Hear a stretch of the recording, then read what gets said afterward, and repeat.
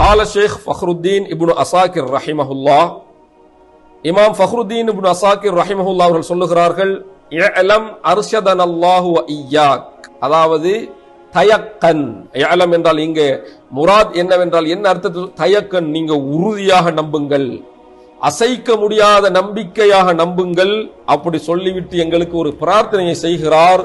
அர்ஷதனல்லாஹு வ இய்யாக். அர்ஷதனல்லாஹு மஅனாஹு அஸ்லஹனல்லாஹு வ இய்யாக, அல்லாஹ் எங்களையும் உங்களையும் சீர் செய்வானாக.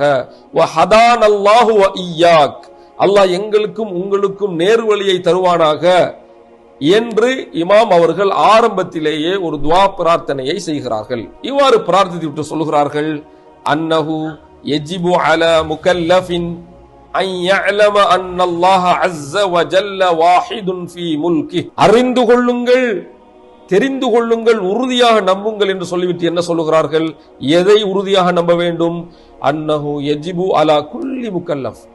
யஜிபு ஐ உஜூபன் ஐனியன், ஃபர்லு ஐன். இப்ப சொல்ல போற வைகளை இந்த கிதாபில பின்னால சொல்ல போற அனைத்தையும் அறிவது அனைத்து முகல்லஃப்களுக்கும் ஃபர்லு ஐன் ஆகும். கட்டாயம் அறிஞ்சிருக்கணும். வாப்பா அறிஞ்சிருக்கணும், உம்மா அறிஞ்சிருக்கணும், கணவன் அறிந்திருக்க வேண்டும், மனைவி அறிந்திருக்க வேண்டும், நான் அறிந்திருக்கணும், தம்பி அறிந்திருக்கணும், தாத்தா அறிந்திருக்கணும், தங்கை அறிந்திருக்கணும், மகன் மகள் பேரன் பேத்தி, முகல்லஃப் என்ற வட்டத்துக்குள் வந்த அனைவருமே அதை அறிந்தே ஆக வேண்டும்.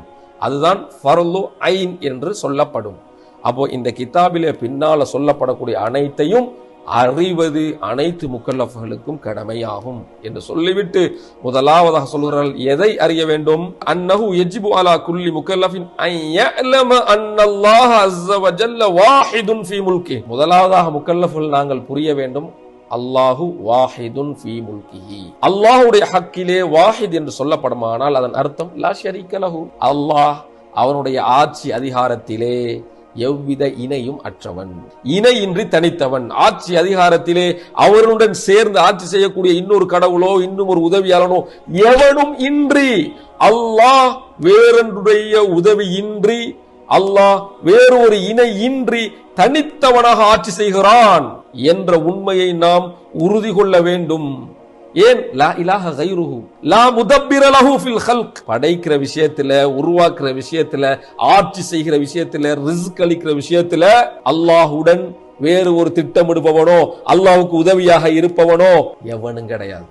அல்லாஹ் இணை இல்லாமல் தனித்தவனாகத்தான் அனைத்தையும் படைக்கிறான், அனைத்தையும் உருவாக்குகிறான், அனைத்துக்கும் ரிஸ்க் அளிக்குகிறான், அனைத்தையும் ஆட்சி செய்கிறான் என்பதாக